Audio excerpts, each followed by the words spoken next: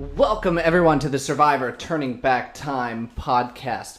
I am your host, Stephen Labine, and I am here with my co-host, Jared Sheldon. Jared, how are you doing today?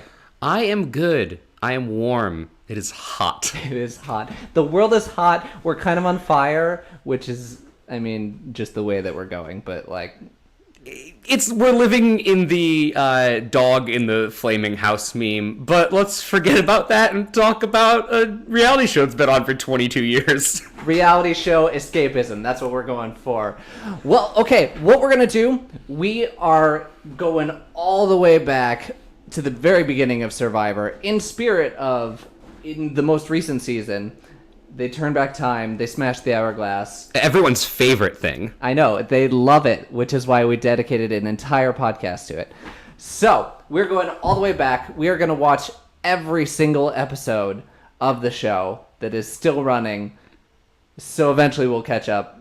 Probably not. That will take a very long time. Well, as long as it continues to run, we will continue to have things to talk about. Evergreen content, baby.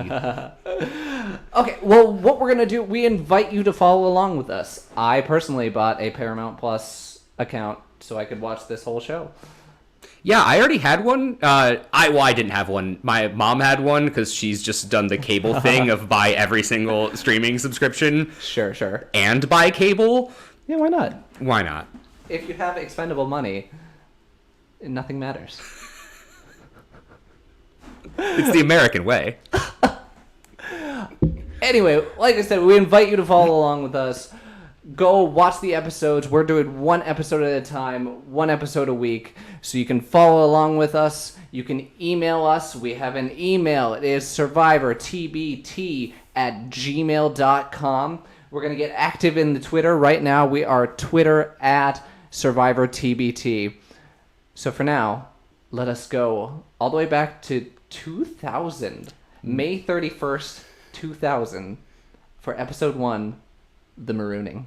Yes, and just in case you're wondering, I did a quick Google search for significant news from May of 2000, which a lot of this is not stuff that we would remember or care about, at least not in America. It's like new president of Taiwan sworn in. Like, that's cool. That probably happens every so often. Sure. So one significant one for America, for example, would be McCain dropped out of the race and endorsed George W. Bush. So that's where we're going back to in time. This is Bill Clinton is still in the White House. What a wild ride. Yeah.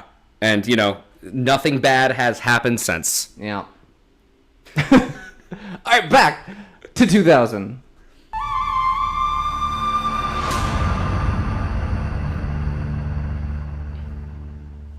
So, Jared, I forgot. We're going to set the scene. What is your experience with Survivor? How much do you know? What do you not know? Where are you coming at?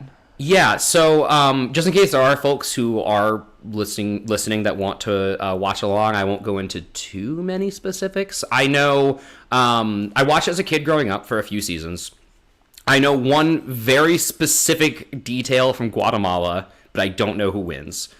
I have seen David and Goliath, which is what got me back onto the Survivor train in general. I saw 41 and 42.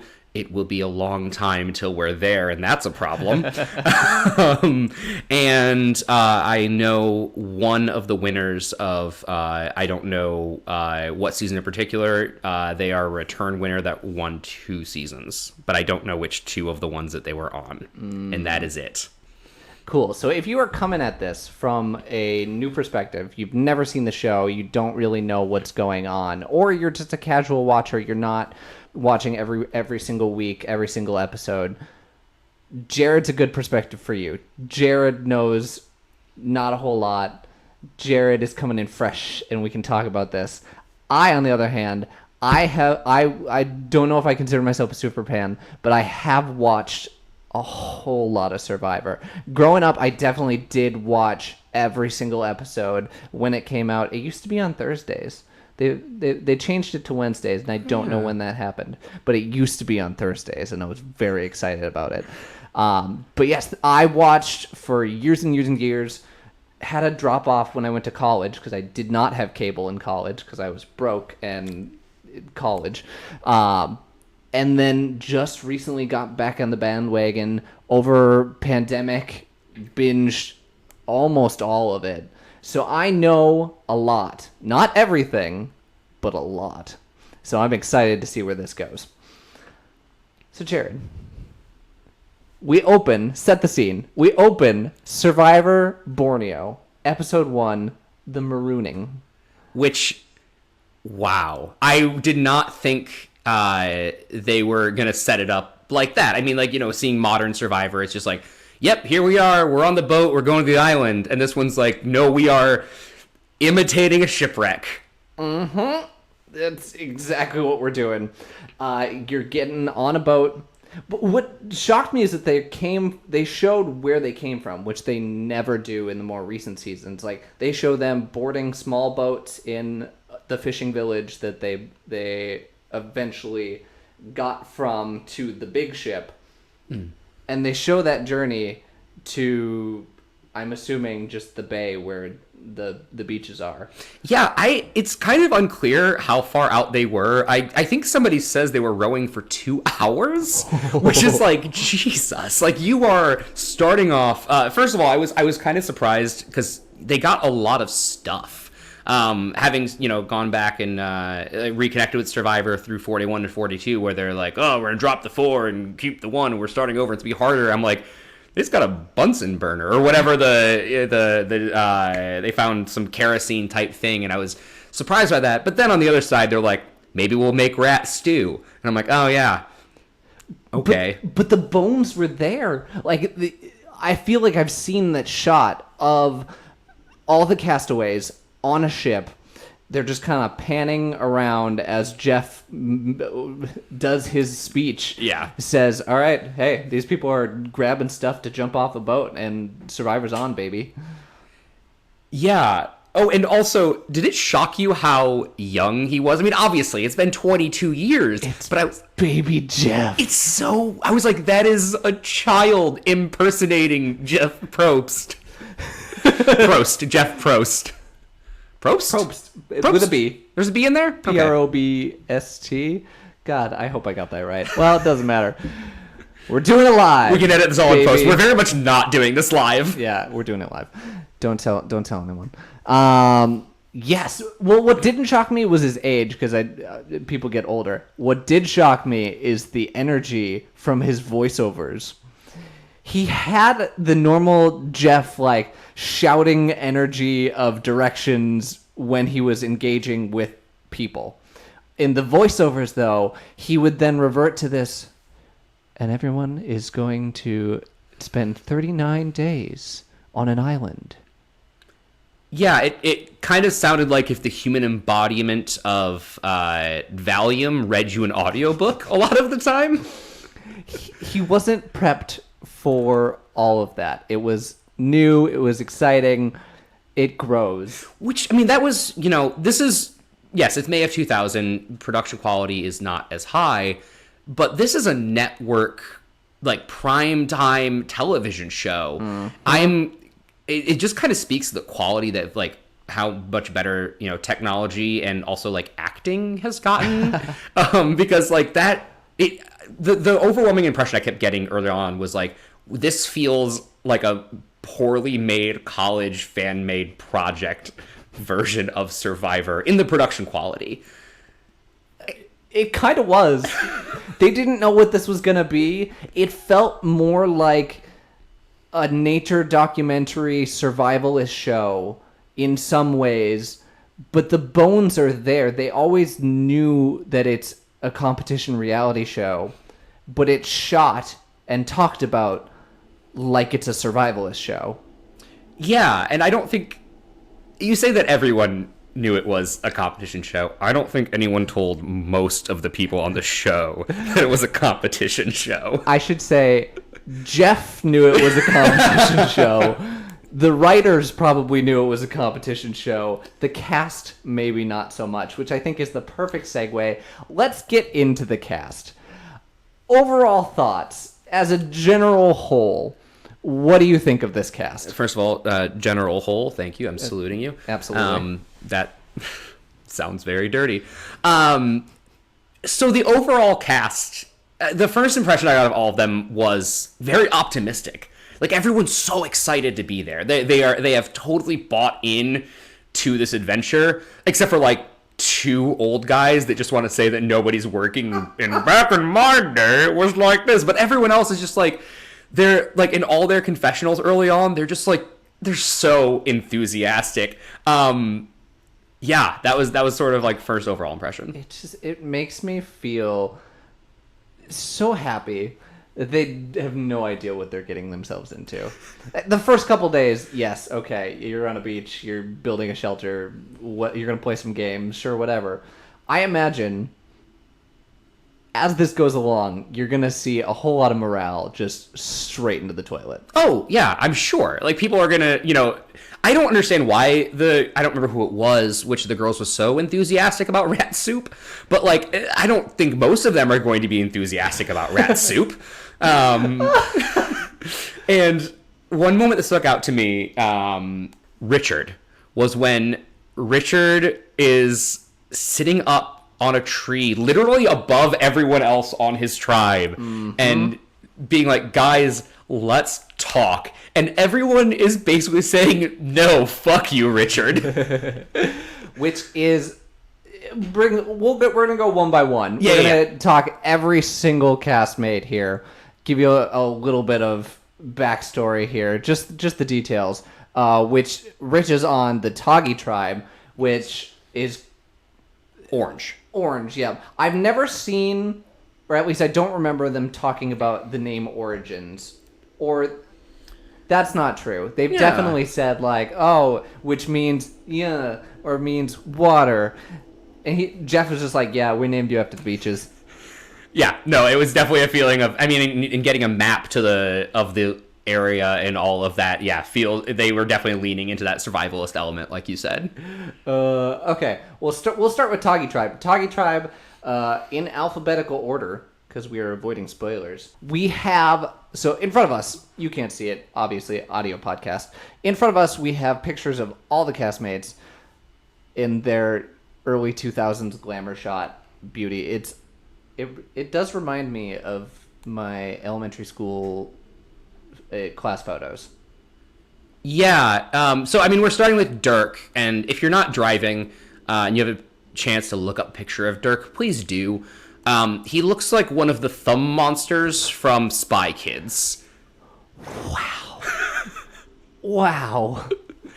No, he looks like early 2000s skateboard enthusiast, surfer. I don't know. What not a whole lot of personality. No. Glamming through that photo. No. Dirk is 23 from Wisconsin. Do you remember what his occupation was? No. He's a dairy farmer. Yeah, oh, I do remember that now. Yes, yep. Dirk, the dairy farmer from Wisconsin, which, again, makes a whole lot of sense. Second one, Kelly Wigglesworth, 22 from Nevada, a rafting guide. That has to be one of the more relevant jobs out here. That's got to be helpful. Do you think Wigglesworth is actually her last name, or is she in, like, witness protection or something? It has to be. It absolutely... It's such a fun name to say. Yeah, that's fair. It'd be like you can choose anything and you chose Wigglesworth. Yeah. Wigglesworth? Really? So yes, that is Kelly. We are on to Richard. Richard Hatch, a 39-year-old corporate trainer from Rhode Island. What you said earlier about him sitting in the tree, it really ranked, like, it makes so much sense that this man is a corporate trainer. Oh, yeah. Before we do anything, I just like to talk about our intentions. We should synergize this meeting. Can you put some time on my calendar? Richard, we know your calendar. It's open. And none of us have anything to do for the next 3 days. It's going to be night soon. Can we build a shelter, please? No. Also, Richard has the most honest confessionals. Like, in this first episode, he's constantly being like, wow, they think that guy's bossy? They have not heard me at all. Yeah, I'm just going to wait and be bossy later. But he's self-aware, which I do appreciate. Is helpful. That is something that I can't say for everyone. On that note, Rudy Bosch. I'm going to go with Bosch. 72 from Virginia. He was He 72? was 72 when he was on this show. Dear A God. retired Navy SEAL. Retired Navy SEAL. Again, makes a whole lot of sense. He is his way or the highway. Wow, he probably fought in the Korean War. He was born in 1928, so he'd be like 25 to 30.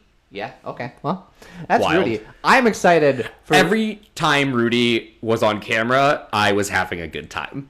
No one else was. No. But I was. Do you remember his comments about Richard? No. Okay, he talks very briefly about Richard and how he doesn't think that he would get along with Richard. But then he kind of starts to get along with Richard. I think because he has a plan and he's outspoken and he likes that about him. As we go on, I'm really interested to see that relationship blossom. We talk about it a little bit in the next week on Survivor. It briefly says something. And Which also just latent with early 2000s homophobia right in there. So much. Incredibly homophobic. Like, you cannot say that with a grain of salt. Yes, we are on to Sean. Sean Caniff, a 30-year-old neurologist from New York.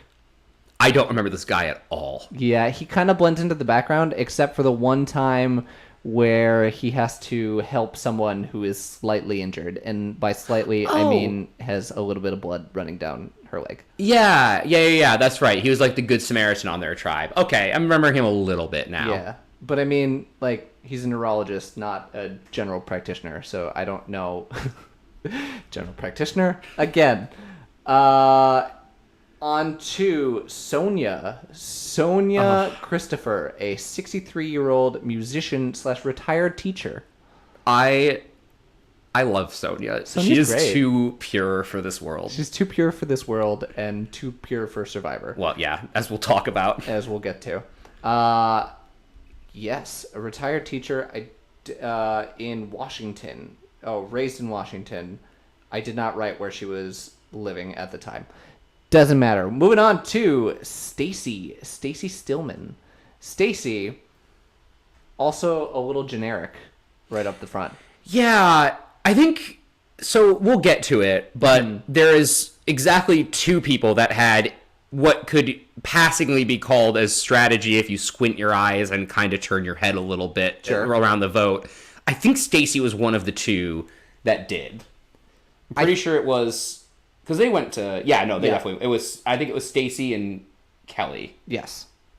Yep. Stacy and Kelly were about the only conversation where they talked about game and votes and things. Do you remember what Stacy's job was? No. Stacy is 27 from California, an attorney. Oh. I know you shouldn't judge people by how they look, but Stacy doesn't seem very like law. Well, I also wouldn't have thought she was 27. I would have thought she was like 23 or 24. But this is something that if this comes up more on this podcast, I am awful at estimating ages. Like, I am always surprised when I find out what someone's age is. Sure. Yeah, maybe that's not a good barometer. Maybe don't go on what I'm saying. And finally on Toggy, Susan Hawk, a 38-year-old truck driver, also from Wisconsin. Yes, I do. She was the one who talked about rat soup, which really stuck with me. Yes. All of her confessionals were like, she could be the third host of this podcast right now. Susan is very excited, and Susan is in this game to be like, yeah, let's do it. Let's vote people off. Let's do challenges. It sounds great. I'm really excited to see where Sue goes. And then we have the Yellow Tribe, Pagong. Pagong starts with our dear friend. Oh, BB. BB Anderson, 64, real estate developer from Kansas.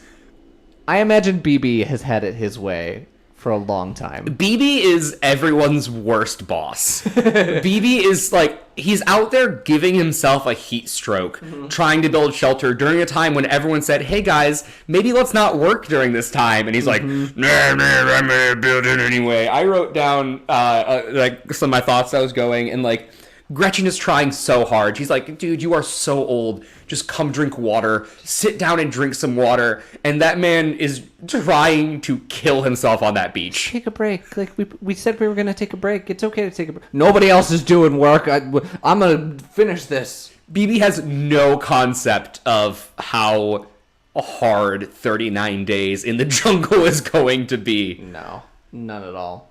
Moving on to Colleen Haskwell, 23 from Florida. I did not write down Colleen's job, but man, Colleen did not stick out for me in that first episode. No, the only thing that stuck out for me from Colleen is that she looks like every romantic lead in a 90s rom-com. Oh yeah. Yeah. She has that like late 90s early 2000s like pixie cut that you don't really see anymore. Sure. And also I think probably the youngest person on this season, if I had to guess. No. Someone on her own team will beat her by 1 year. But yes, Colleen definitely could blend in a showing of You Got Mail. Oh yeah, I think she is the lead in Josie and the Pussycats. That's Oh my God, you're exactly right. Okay, sorry. I'm gonna stop gushing about Colleen. Jervis, who in the show left zero impressions on us. Zero impressions. Jervis Peterson, a youth basketball coach in New Jersey who is 30 years old. I love Jervis. Jervis didn't leave a strong impression on me. You didn't enjoy him gloating after the immunity challenge? Which we're getting ahead of ourselves. We are getting ahead of ourselves, which we will do a lot. Yeah. That's our podcast. We make the rules. Yeah. Yeah, he did kind of seem like he took it like as a sporting event. Yeah, that was a good moment. Yeah, which I guess is a good time to point out that, man, diversity in this first cast is at an all-time low. Well, so yes, and I'm not going to sit here and defend it. The bar for me was so low. The bar was in hell. The fact there was even, there's more than one person of color, but the fact there was even one, I was like, it was shocking to me because I went in expecting it to just be nothing. It was more than nothing. It still wasn't nearly enough. Yeah. It's Survivor gets better about that, and only slightly, until about the last year. Yeah. They did a big push for a reason. They did a big push, and they needed to. I'm more interested to see how the rare people of color that are on the show in this season are treated as the season goes on. Sure. Yeah. I honestly don't remember, so we're gonna find out. Moving on to Greg Buis, an Ivy League grad from 24. Whoa. An Ivy League grad who is 24 years old. Well, yeah. He's not from 24. I mean, he could be from the TV show 24 in a couple years, but he looks like generic person who maybe got killed so they could set up a scene. Yeah, so this is tangential. You can remove this if you want. Sure. But since we're talking about mid-2000 TV anyway, and you mentioned 24, have you heard of the Jack Bauer power dump? No.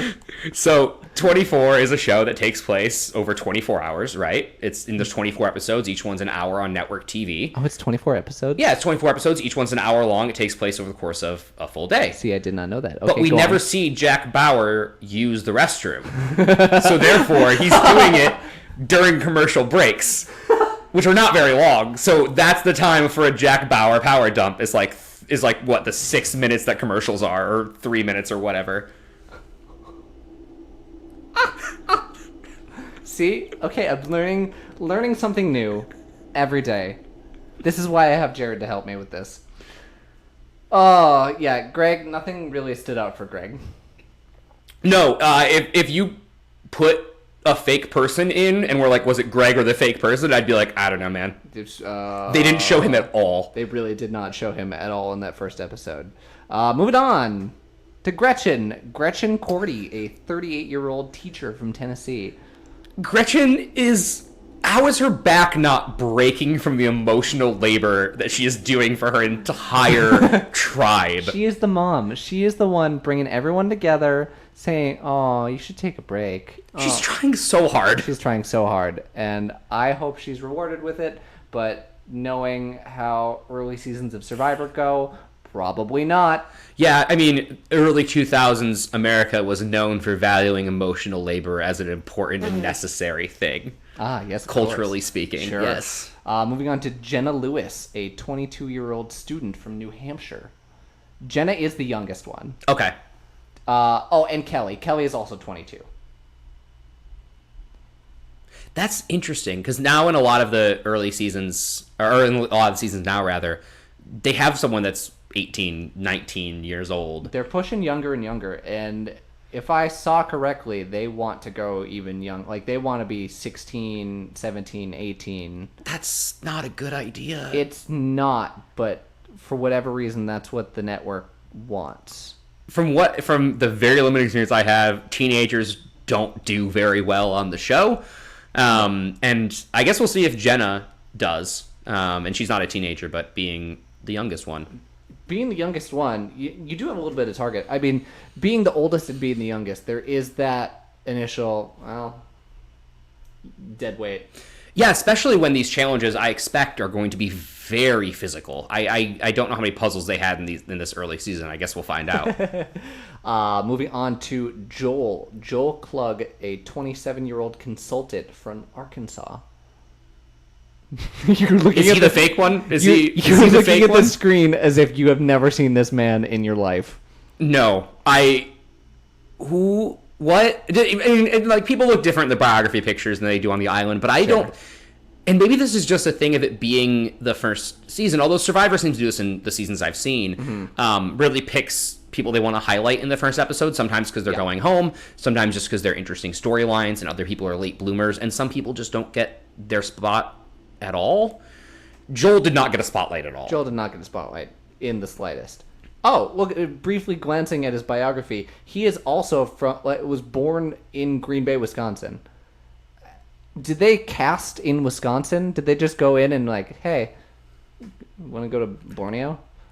Ah, yes, the rigors of Wisconsin will prepare you well for Borneo. Hey, if you've never been to Wisconsin, yeah, it's a place. And finally, Ramona Gray, 29, a biochemist from New Jersey. Ramona might be my favorite person on the show. I want to see more from Ramona, because Me too. your initial reaction to Ramona is her throwing up immediately on the raft. Ramona's the only one I feel like that understands what is happening. Not on a gameplay level, but like on a, guys, this is not a vacation level. Like, she is yelling at people on the raft. She is like, she's using her biochemistry to be like, I will desalinate water for us when we get to the beach as long as you pick up that paddle and fucking row. Please, row. Row. Yeah, she was having a rough time. But yeah, that is everyone. That is 16 castaways for the very first season of Survivor. Is that a normal number? So, yes and no. I want to say that they start with 16 for a while. Okay. Until they get to the 3-tribe split as a regular occurrence. Oh, sure. I think it stays at 16. Okay. Or they bump it down to 14. I'm completely talking out of my ass on this one. All right. I'm going to say 16 or 15 is the go-to. Maybe mix it up on, like, All-Star or whatever Sure, seasons. of course, yeah. Who knows? But yes, that's everyone. Let's talk about the episode in particular. I have 2 pages of notes, some of which we've talked about already. Yeah. Way before the episode, like right when we start, the theme song. Yeah. I was so excited about the theme. Why did they remove it? The theme sometimes shows up, not a whole lot I think anymore. they use it in finales now, right? Yes. Yeah. At least the finale. Maybe they just use it when they need to kill time. But eventually they transition from what it is in this episode to, okay, it's just shots of maybe the island, maybe random torches somewhere, wildlife jumping from the water, but not a whole lot of shots of the castaways themselves. What this is in the first season, and what it will be for a while, is shots of nature, yes, but also a nameplate and a shot of the individual tribe mate. Yeah. And it's going to show every single one of them doing something, whatever that is. Whatever B-roll they got. Yeah, whatever B-roll. And usually I would play the game where, oh, okay, who's got footage from the first challenge? Because that might be the person who goes out first. Not always the case. Not always the case. But yes, that was the first thing that jumped out to me. We talked about the boat. We talked about arriving on shore. That first meeting with Richard on the tree. Man. I wrote down as just, cause, like I said, I was just jotting down random notes so I wouldn't lose my train of thought. And, you know, because we're recording this a day after I've watched it. And I wrote down, like, Richard is the only one who knows what's going on. And then immediately below that, I wrote, never mind, Richard is annoying as hell. He knows how to do corporate business world. He knows how to make a team. Does he know how to make a team survive? I'm going to go with no. Probably not. I end up coming to the conclusion that Tagi, at least in this first episode, is just a disaster. You don't see, at least, you know, I'm going to keep harking back to my experience, which is, you know, David and Goliath in 41 to 42. This is a retrospective. We're comparing it to Modern Survivor. You don't see people, like, just straight up yell at each other very much anymore because it's a social game. And, like, the concept of reality TV was probably pretty new at this point, too. I think, you know, The Real World was probably out by this point. But even still, like, these people are just, like, screaming at each other, like, within 30 minutes, at least on Tagi, 30 minutes on landing on the beach. And they also seem to brush it off pretty easily, which I was surprised by. Yeah. This is, okay, let's do whatever we gotta do. But they don't have the knowledge that we have of this is how the game is played. This is what you're supposed to do at this point. They are just kind of in that survivalist mode of, all right, build a shelter, where would we even do that? How do we find things? But they do have a lot more things brought in than I think later seasons of Survivor would give them. There was a lot more supplies, a lot more. I saw a mosquito net in that episode. Yeah. And I thought, they gave you a mosquito net? Like, good for you. I'm glad. Where they say it in the episode, but where is Borneo? In the Philippines? It's close to the Philippines. It is in near Malaysia, kind of in that South China Sea area. So an area where mosquito nets could be real helpful. Yeah, I'm wondering if that's why they gave nets, or if they just didn't know what to do yet. Yeah, they just kind of, it seems like they just kind of shove things in crates and we're like, they'll figure it out. Yeah. It'll be fine. Get what you get, and we'll deal with it later. Like, I don't know. The thing I was surprised about, and like, Survivor at 41, 42 is a pretty, you know, production has it pretty well down. Say what you want, you know, 41's not very well edited in my opinion, as far as like when it comes to like the winner getting their screen time and all that. But like they have a formula for the episodes, and a pretty good one. They'll change ingredients, but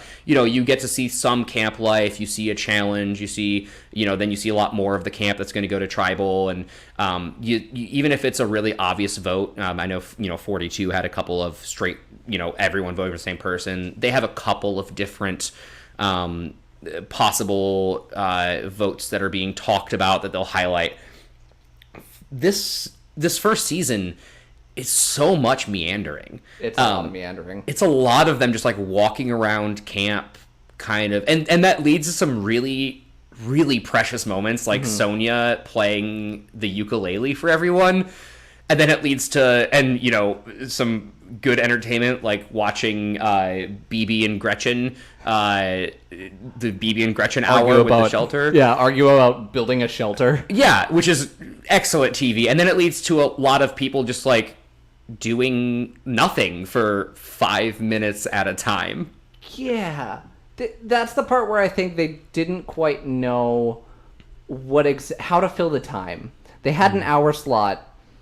They probably could have packed that into a half hour with what they do now in cutting out a lot of the shelter building is kind of old news unless there's something disastrous, unless something happens. Nowadays, like, I don't know, just skip. It's a montage at this point, yeah. Gonna be a montage. But yeah, I think a lot of things could have been cut. However, seeing Richard cut off the tail of a rat and put it in a fish trap. They had specific rat traps. Like that's what that was for. Well, they caught the rat in the rat trap. They cut the rat in half and then put half the rat in the fish trap to catch fish. See, I didn't even notice that. Yeah, I thought they were eating because Sue was so excited about eating rat soup. Yeah, no, maybe he used the other half for soup, but they did use it to try to catch fish. I don't think they had a fire at that point because they're talking about like it doesn't matter if we catch fish, we don't have a fire, we can't do anything. No, they didn't. They didn't have fire. Toggy didn't have fire. Pagong got fire almost immediately. Yeah, it was BB had glasses and Gretchen started the fire for him, which is really ingenious. Good on them. I wish they showed it because I know BB reluctantly says, yeah, I had this idea and then Gretchen kind of jumped on and said, let me do it. And part of me wants to see if that's true. It almost makes you wonder if, just like it was new to the contestants, we've talked about production quality, if cameramen actually just didn't know where to be yet. If they didn't catch it till the fire was already started because they were overdoing something else. I mean, clearly, they did not know where to put people for confessionals. No. Rudy has a confessional where he's just out in the ocean and like his head's above water and nothing else, and there's like nothing. It's just like a plain sky behind him. And I'm like, this is the weirdest confessional I've ever seen. So much is a work in progress. So much they will get better at, but watching it chug along is funny at the moment. Jumping from there into the immunity challenge. This is the very first immunity challenge of the entire show. Oh, it sure is. And it looks like it. It shows. What they have to do, they have to take a raft that is not on fire. It has a little bowl of fire on top. And everyone has to take that raft, must be touching it at all times, and just take that to shore, lighting torches along the way. Light every torch, and then light a big Burning Man. Yep.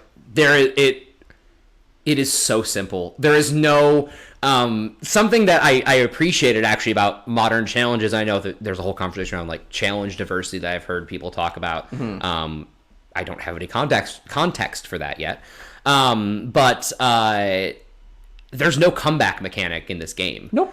Once you fall behind, it is just over. Oh yeah. Jeff talks about, wow, it was a really close challenge, but of course it was. You're just running forward and then running forward. And that's it. Yeah, and they try to make it sound more complicated by being like, you have to light every single fire. And he's like, don't make me make a judgment call. Jeff, a judgment call on what? That somebody let go of the raft, I guess? Yeah, I think that's exactly what he's saying. But it's like, I don't know, you gotta hold on. I don't want to disqualify you. I was gonna say, like, that's kind of Jeff telling on himself too, that production hadn't thought this challenge through, because he's like, he didn't have like a what happens if you let go. Like, you don't have to. Do you just have to stop till they touch it again? Do you have to start over? Do they go put your torches out? Like, he didn't say. He didn't probably say. Because they didn't know, and they didn't want to know. They figured that out. I want to say, as the season goes on, the challenges get more specific more. I don't think they figure out the comeback mechanic for a while, but they're at least not that. They're not do the thing. Run in a straight line. Yeah, run in a straight line, figure it out. And the only reason Taki lost It was because Sonya fell. Because Sonya fell. Yeah. They were ahead, they were neck and neck and starting to get ahead.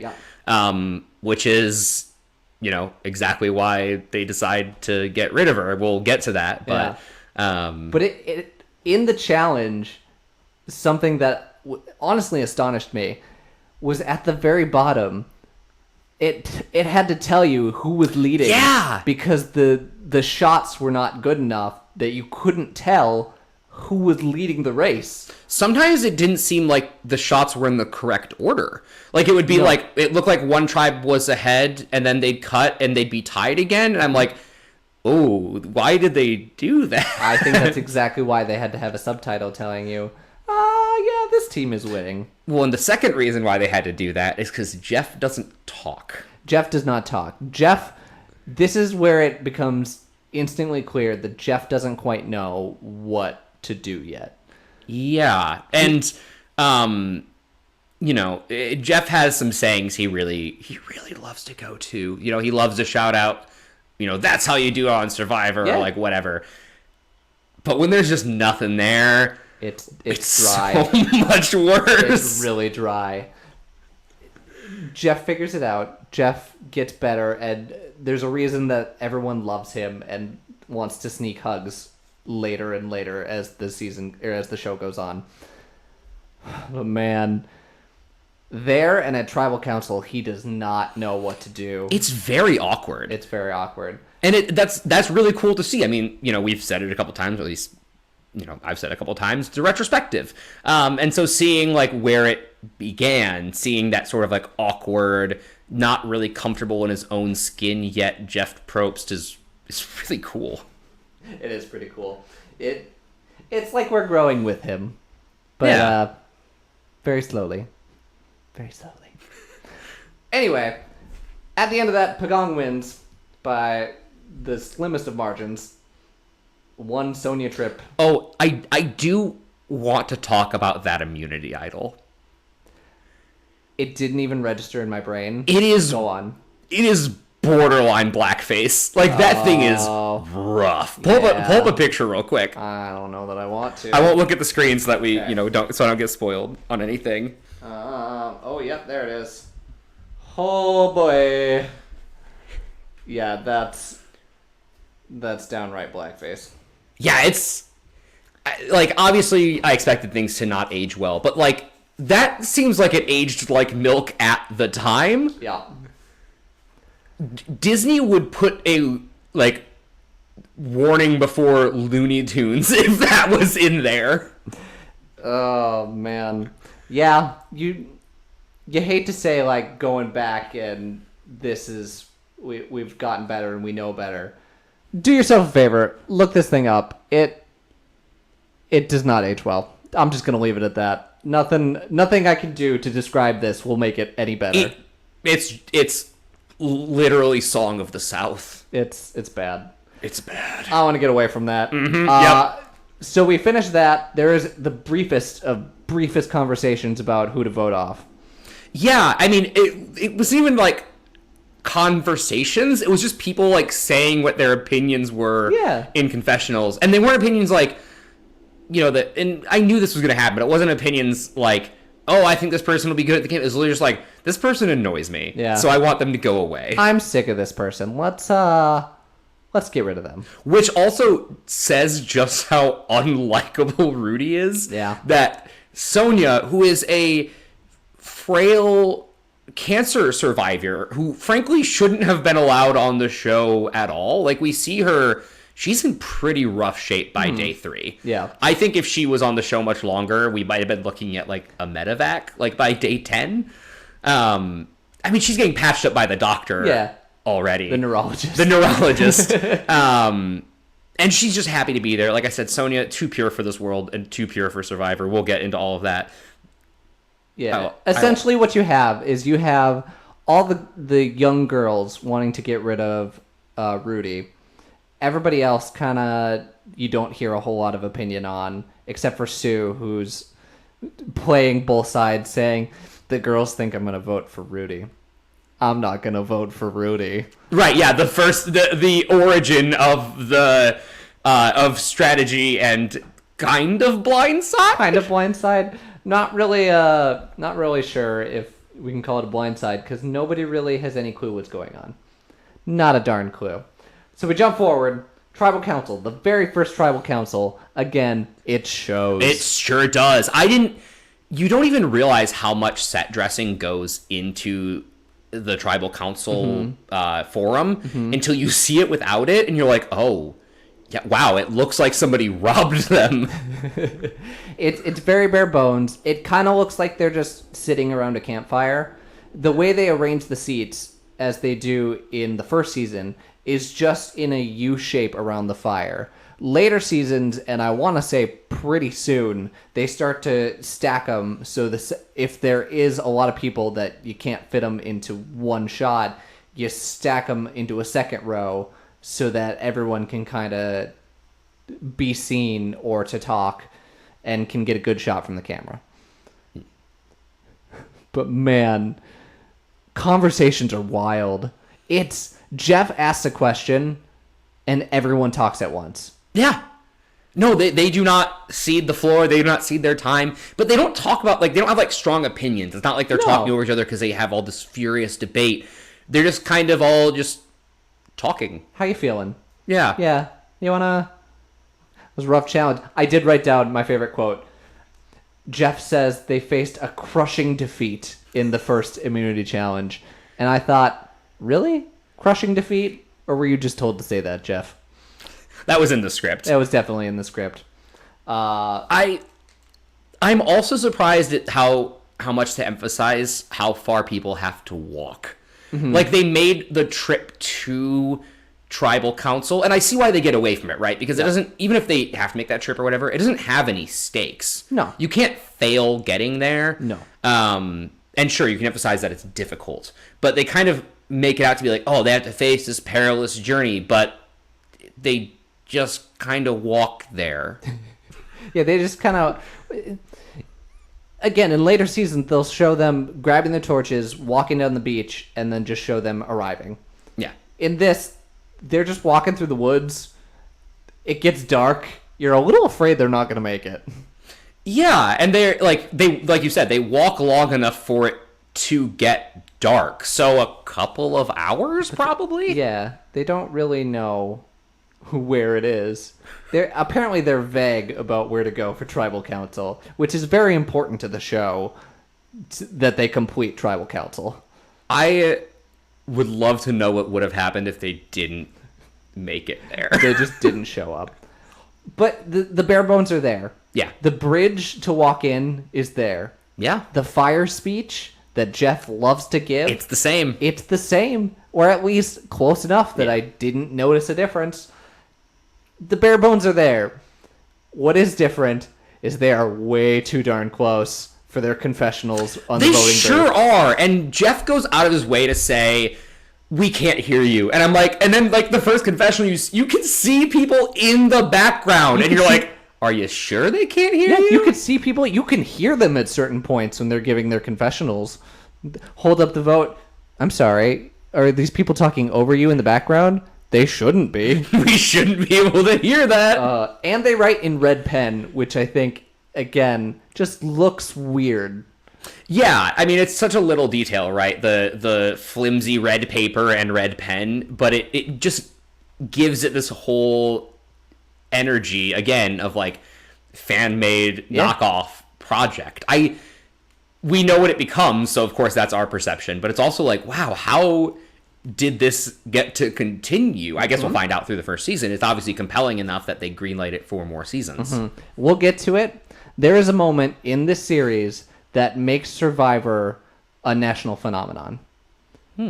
It's going to take some time to get there, but there is a moment that kind of sparks reality TV to go, oh, we need more of that. Interesting. We'll get to that. Little teaser. Little teaser. Yes. One last thing before we talk about the final vote. I couldn't help but notice they have a treasure chest of the $1 million just sitting there in cash at Tribal Council. Now, maybe that's, a pretty high bottomed chest. It's actually, those are all ones. It's not all the way to the bottom. It's a couple $1,000s. Yeah. But why is it there? Well, I don't know why it's there. It doesn't need to be there. They're going to get a check at the end of the show, I think, unless they just straight up give cash in the first season. No. Oh, no. I don't know. I don't know. Things are weird. Yeah, and also, we were talking about how they had to get all the way out there.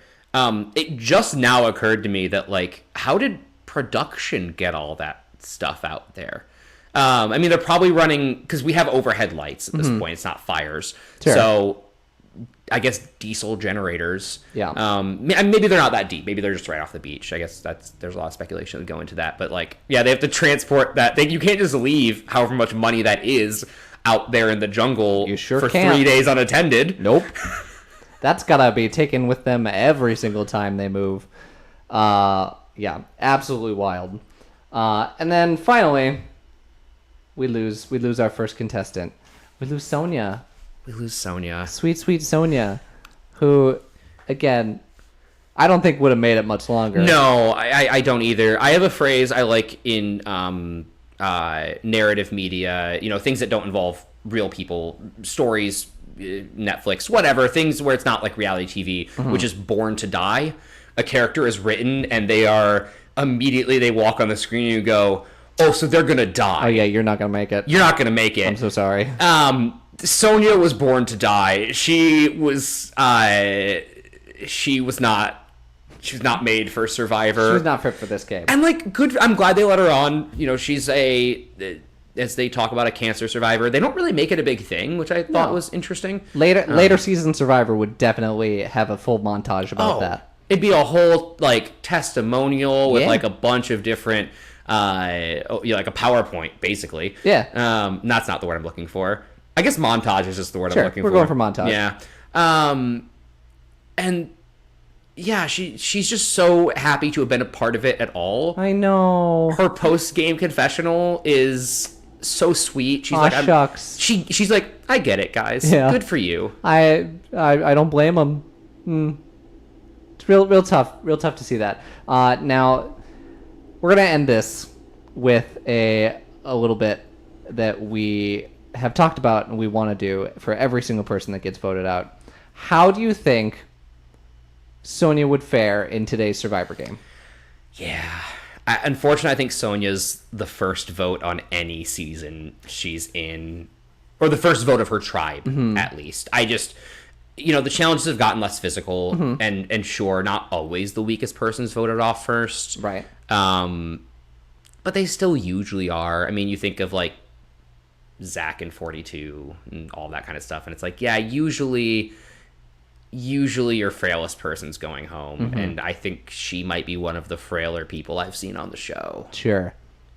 I think she has a shot in later seasons to make it a few votes, but there's definitely that point where you're like, I can't keep dragging this dead weight through over obstacles and under, and I don't know, maybe she's great at puzzles. Yeah, we never got to see. You'll never know. You'll never know. You're never going to know, because there's definitely no way she's coming back for an All-Star season. Oh, God. I believe this is your one and only viewing of Sonia in your game of Survivor. But with that, we end our first episode of Survivor.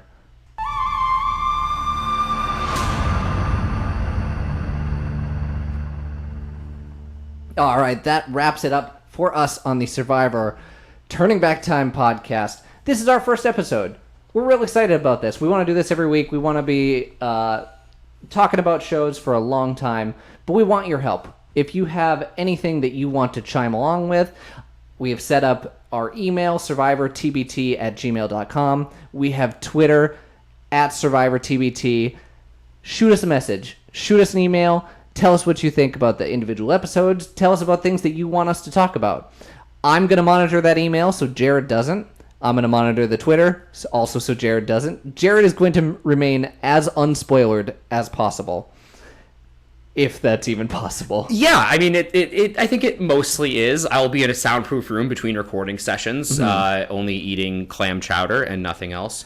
and with no access to the internet. Obviously, I'm kidding, but if you know me in real life, please don't spoil me on episodes, or I won't want to know you anymore. If you don't know me in real life, also please don't spoil me on episodes, but I don't know how you'd contact me because I'm not going to be checking any of our official stuff so that I can remain unspoiled, and my speculation is mostly raw between 1 and 41. Yeah, we're keeping it fresh. We're keeping it interesting. I mostly because I want to see your reaction. I want to see how you like, how you dislike, what really shocks you, and what makes you say, "Oh, that could have been better." Immunity Idol. Immunity Idol. We're looking at you, Immunity Idol. Could have been better. But thank you so much for listening. Catch us next week. If you want more of us, I am at Twitch. Twitch.tv/SteefPlays, SCHTEEF plays. I am on Instagram at Steve the Musical. Yeah, you can find me on Instagram. I'm at Jared Sheldon 8. Again, please, now you will know where to find me. Please don't. Please don't bombard me with things. You can find me. Share your thoughts on what we've seen thus far, but the common way people usually get spoiled is by people being really excited and just wanting to be like, oh, I can't wait till you get to this part, or I can't wait till this happens. And that sucks. I want to go in blind. Yeah, I thoroughly encourage you. Interact with me. Send me those things. If you're excited about something, send it to me. If you're excited to, if you just can't wait for this one moment, or if you heard me talk about that one moment that kind of sets the tone for Survivor, and you just want to talk about it real bad, send it to me at Steve the Musical, Instagram. Find me on Twitch. Talk to me there. Whatever you want to do, I am all game for that. Nothing is spoiler for me.